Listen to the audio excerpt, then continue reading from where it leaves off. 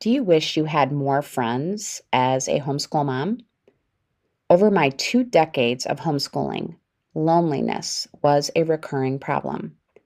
This is the Homeschool Sanity Show, the episode where I discuss how to combat loneliness as a homeschool mom. I'm Dr. Melanie Wilson, Christian psychologist turned homeschool mom and curriculum author. And this is the podcast helping you wave goodbye to worry and say hello to a happy homeschool. Hey, homeschoolers. I'm going to confess that I have sometimes envied moms who have dozens of homeschooling friends through their church, co-op, or activities. Although I had several close friends for the majority of my homeschooling years, they graduated their students, moved, or quit homeschooling, leaving me lonely. I struggled more than once with loneliness in these latter years, but I have learned a lot that I want to share with you if you're in a similar situation. First, I want to say that if you're lonely, it's not you. Today, we can no longer say that most homeschooling moms are full-time homeschooling moms with no outside work responsibilities or a business to run. Having that kind of demand on their time is going to keep these moms from wanting to invest the time in a relationship with you because it just isn't going to be possible if they're going to work and take care of their kids and teach and try to keep their marriage and home together too. It's going to be so difficult for them to have time with friends, even though it would be the gold standard of how to spend their time to develop those friendships in the homeschooling community. The next reason I want to say that if you're lonely, it's not you is because of co-ops and activities.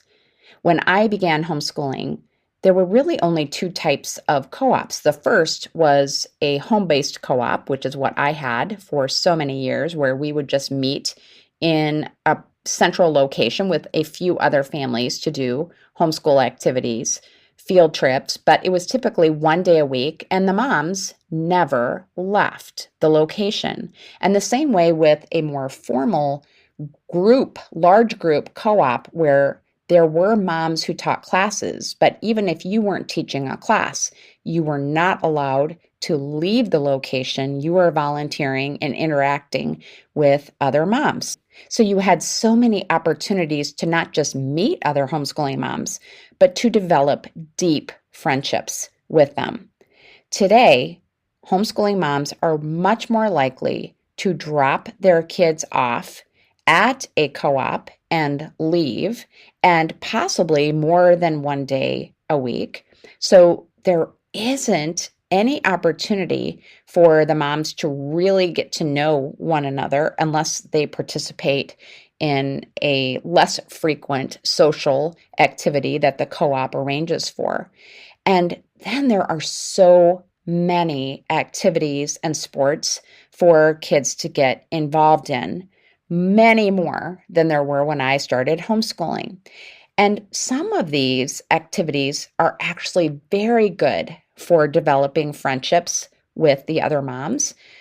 I would say that the more time-consuming, this sounds kind of counterintuitive, but the more time-consuming the activity is where you have to drive a distance, you have to go out of town, stay out of town, the more likely it is that you will develop a good, close friendship with other homeschooling moms as being a part of that activity. However, it is also the case that you're going to be more limited in your ability to make friends with other homeschooling moms because of the proliferation of these activities.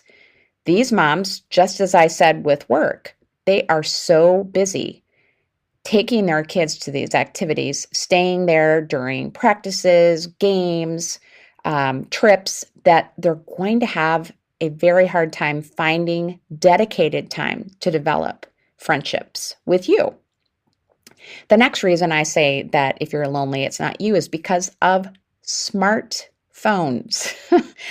when I began homeschooling and I took my kids to a gymnastics class, for example, none of the other parents had a smartphone, including me. We did not have a smartphone. And so we would sit on the bleachers watching our kids do their gymnastics class and waiting for them to finish. And we just naturally started to have conversations with one another, and we would get to know one another. This is how it was with my older kids. But by the time my younger kids were participating in these classes, it was very uncomfortable for me to feel that I could start a conversation with someone who was looking at their phone. Maybe they were even talking on the phone, but it didn't feel comfortable for me to interrupt them to say, hey, which ones are your kids and how long have you been homeschooling and that kind of thing. It definitely decreased that activity. And then finally, and I'm sure I could go on, but finally, the last reason I wanted to say that if you're lonely, it's not you is because of the pandemic. The pandemic had a brutal impact on relationships. It disrupted the social fabric of not just American society, but world culture. And I do see that social culture recovering, but it has taken a toll. And there are still some relationships that are not quite the same because people discovered that they could do a lot of their tasks and activities online and not in person. And I have some of the most amazing friendships that are primarily online friendships, but there is nothing like having an in-person friend right there in your area who you can spend time with, give hugs to, help out by bringing a meal over, just spending the day together doing the kinds of things that you like to do. So if you're lonely, it is not you because so many moms are working. So many moms are doing co-ops and activities where they just drop them off, or they're just so busy with their child's activities that they don't have time to develop in friendships. They're looking at their smartphone and they are relying on online relationships more than ever because of the pandemic, and that is still ongoing. So, the second thing I want to share with you about loneliness is that we need to be open to unexpected options. I think I had it in my head that, okay, this is how I made friendships among homeschooling moms to start with. I met them at my kids' homeschool activities. I invited them to do co-op classes in my home. I invited them to go on field trips with us, to be part of little plays and other really fun reenactment activities that we would do. Even if they weren't in our co-op, I would invite them to participate. And that is how I met a lot of homeschooling moms. The problem with that is, if I think that's the only way for me to meet homeschooling moms. So these are some things, some options for you to consider as you think about expanding your friendships amongst homeschooling moms. First of all, consider retired homeschool moms.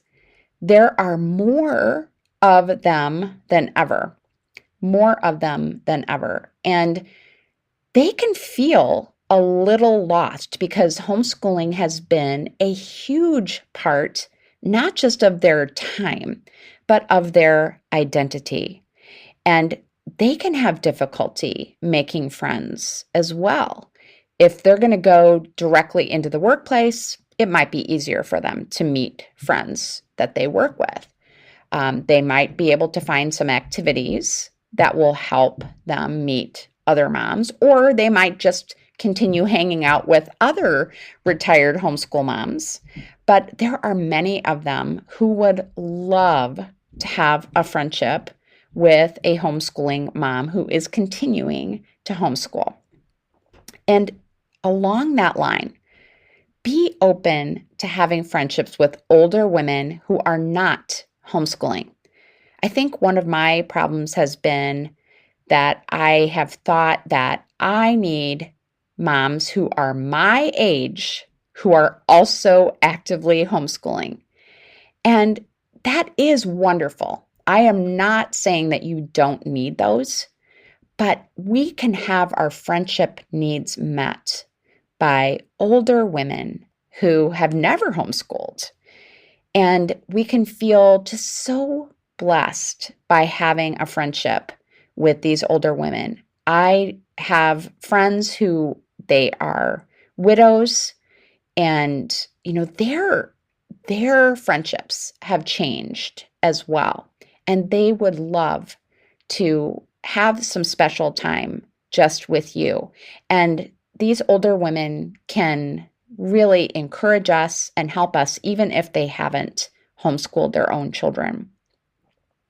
And then I don't think you will be surprised that I say the next thing that we can do is develop friendships through new activities.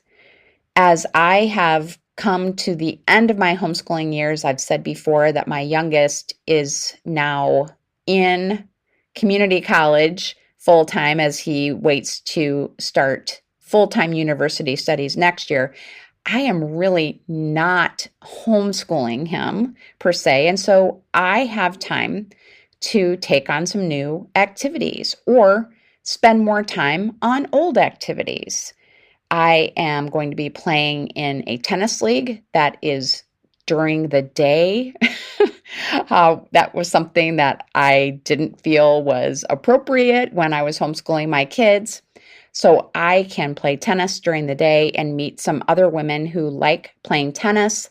I have been taking golf lessons, and I want to develop friendships with other women who like to play golf at a very beginning level. So think about what kinds of hobbies or activities you could invest in, even as a homeschooling mom, that would help you to make friends. A Bible study, a crafting group. There are so many great crafting groups, and they can meet on a schedule, even online, that would work for you as an active homeschooling mom. The third encouragement that I want to give you today about loneliness is to remember that it is not about you. That is so hard for me because when I am lonely, it feels like it's all about me. I do have needs for friends, and so do you. I cannot do what I do, whether that's homeschooling or being a podcaster or a curriculum author. I can't do those things without having friends to support and encourage me because it's a lot. And you are in the same position no matter what you're doing, working, homeschooling, doing church ministry work. You need friends to support you. But what is a beautiful truth for us to remember is that God wants to meet our needs. He wants to meet our needs. He isn't going to deprive us of friendships that he knows that we need. I love the passage about Elijah, who was depressed for a number of reasons. And one of God's first provisions for him after food and rest is friendship. God knows that we need other women in our lives to help us do everything that he's called us to do. And he's not going to deprive us of that. And I have been guilty of being afraid that he will deprive me of that. So I just want to be a testimony to you that he will meet your needs for friendship.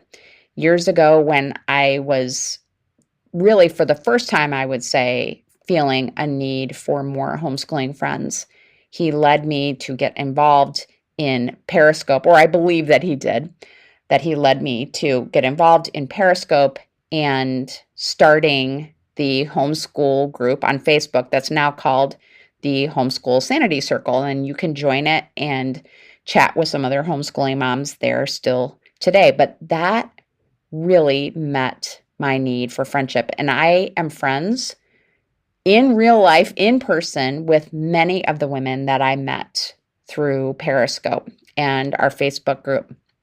So know that God wants to meet your need for friendship. But there is a but there. And that is, but our purpose is to be a friend to others. God didn't create us to meet needs that we have for friendship. That's not his primary goal. He will do that so that we can meet his primary goal, which is to be a friend to others.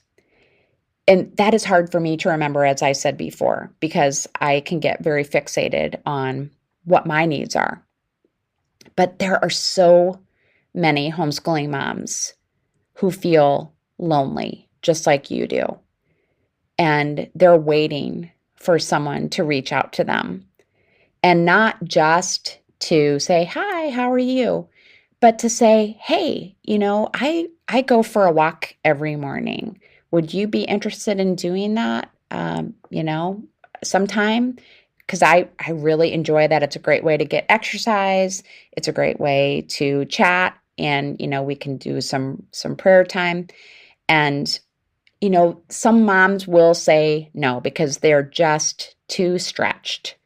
But others will be praising God that you reached out and asked her to spend some time with her and to be a part maybe of a group that you have already started. So that is the last thing I wanted to say about the loneliness not really being about us, is that God may be using your loneliness and my loneliness to get us out of our comfort zone. I honestly can get to a place of contentment with friendships very easily. Well, I've got my good friends, so that's good. I don't want to stop to talk to this person. I don't want to take more time. I don't really have time for all these other relationships. But God knows that there is someone in your circle, someone that you have contact with who needs you. And so he may use this experience of loneliness on your part to get you moving and reaching out to more people. Okay, so our action steps for this episode, this is what we can do to cope with loneliness and to overcome it. First, we can start a group or a Bible study. That is the very first thing I did when I was lonely as a stay-at-home mom. And it was so powerful for me to just have this group of moms. These were moms who had babies at the time, and they were all stay-at-home moms. That was more unusual at that time. I mean, it's unusual compared to today's time, but I asked them if they wanted to join me for a mom's Bible study, and every single one of them said yes. You don't know how many women might just be waiting for an opportunity like that. Next, I've suggested you could take a class, learn how to paint, take a cooking class, take an archery class, take golf lessons like I have, and you will meet other women who have a similar interest that you can spend time with them around that interest. Next, if you're waiting for your kids in an activity and you're surrounded by women you don't know or don't know very well and they're staring at a smartphone, just ask them a question. And the thing that we can ask them that is the best way to get people connected to us is just to ask them questions about themselves. So what if they're staring at a smartphone? That they're not in an important meeting. And if they are, if they're doing something really critical, they'll just say, oh, hey, I'm sorry, I'll get back to you in just a minute. So ask them about themselves. How long have they been homeschooling? Which kids are theirs? what kind of approach to homeschooling do they use? What other activities are they in? Where do you live specifically? I mean, there are so many questions that we can ask, and we will make new connections with people. Next, ask someone to come over to your house. Or if that is just too uncomfortable for you, ask them if they would like to go out for coffee. I don't drink coffee, but I would still ask someone to go out for coffee, and I will get something else to drink that would be enjoyable. And it is so nice to spend time just getting to know someone else a little bit better. And I think most people, unless they're just stretched to the limits, are going to say yes. Next, have a party. My husband and I recently had a party with tennis friends that we really had gotten disconnected from during the pandemic, and everyone enjoyed it so much. It was wonderful. We really were able to kind of reignite our friendship with these people.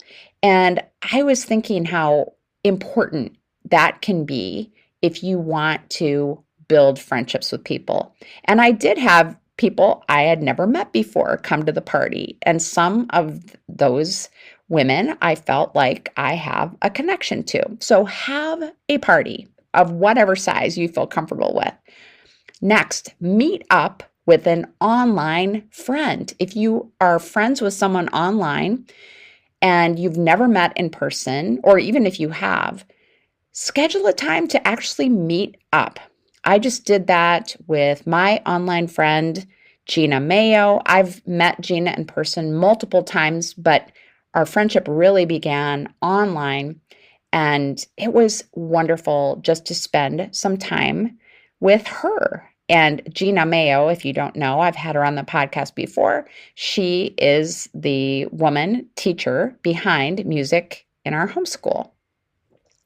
Finally, I would suggest that you read or listen to the audio version of Find Your People by Jenny Allen. It's honestly a difficult book for people like me because she talks about, really putting yourself out there, even if you've had bad experiences with friendship, even if you don't like to be vulnerable and share what's going on with you personally. Maybe you are struggling in your homeschool. Maybe you're struggling in your marriage or with a child, but that's even more of a reason to put yourself out there and build those relationships. So I suggest that you would pick up a copy of that and really, really ask God to show you how you can take action to find your people. My prayer is that you will overcome loneliness to find joy in relationships again, and that you will join me in that process that I'm also going through. You can find the show notes for this episode at homeschoolsanity.com/loneliness. Have a happy homeschool week. Thank you for joining me on the journey to homeschool sanity. I would love to continue the conversation. You can find me on social media at Homeschool Sanity. And if you haven't heard it lately, let me remind you, you're doing a great job. This has been a production of the Ultimate Homeschool Radio Network.